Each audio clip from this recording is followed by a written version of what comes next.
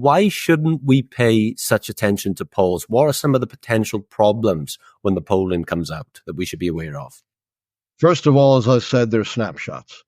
They're not predictors. And I have quite often made predictions in defiance of the polls. I told you in '82, I predicted Reagan's reelection when the polls were telling us a great majority of the American people thought he was too old to run again. In 1988, George H.W. Bush in the spring fell behind 17 points in the polls to his opponent, Mike Dukakis. The pundits were writing him off. The pollsters were writing him off, saying no one's ever recovered from such a deficit.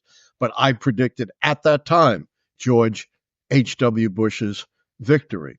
In October of 2012, after Barack Obama's disastrous debate with Mitt Romney, the polls turned against him. And again, a lot of pundits and pollsters were predicting Romney. And of course, in 2016, the polls consistently were predicting a Clinton election. And I went against the polls and predicted Obama's election. As I said, these are ephemeral, changing snapshots. And you should never use horse race polls as predictors. The other problem with the polls, particularly if an election is close, and if it's a landslide, it doesn't matter, the error margin is much greater than they tell you. You've heard them say, right, the error margin is plus and minus 3%. Well, that's pure statistical error.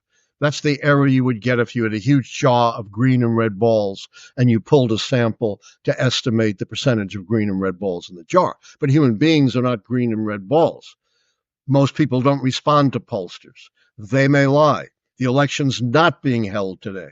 They may not have focused, and they're going to change their mind. Plus, the pollsters have no idea who's actually going to vote, so they have to estimate the likely voters. That creates a whole new set of error on top of the plus and minus 3% that at least doubles the error, making polls pretty much noise in any kind of a close election.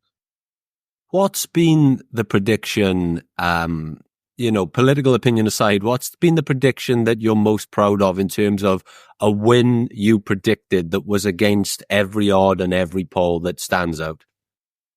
Well, obviously predicting George H.W. Bush when he was down 17 points in the polls, an historic deficit in the polls. Democrats were saying, if we lose to this guy, we might as well leave the country.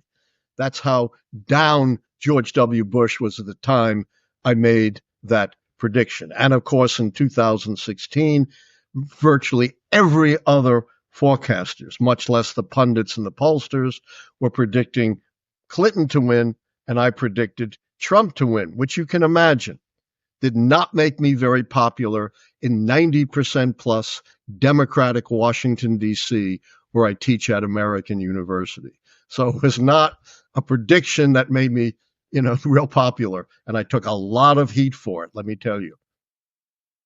So with that election in 2016 then, because this stands out to me, I remember all the polls and all the betting odds being, one-way traffic.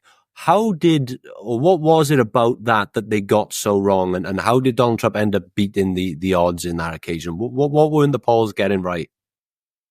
Well, the polls were underestimating Republican voting strength. Remember that random statistical error is not the only error.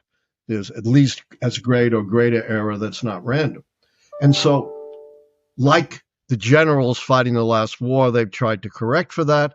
And the result is, based on elections in 2022, the midterms, off-year elections in 2023, and special elections in 2024, the pollsters are now underestimating Democratic voting strength.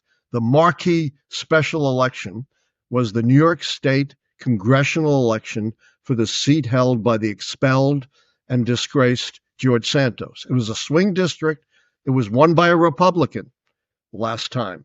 And on the eve of the election, the pollsters had it as a dead heat. Democrat ahead by an insignificant 1 point. The Democrat won by 8 points, outperforming the polls by 7 points. So not only is there a lot of random error, there's also systematic error in the polls.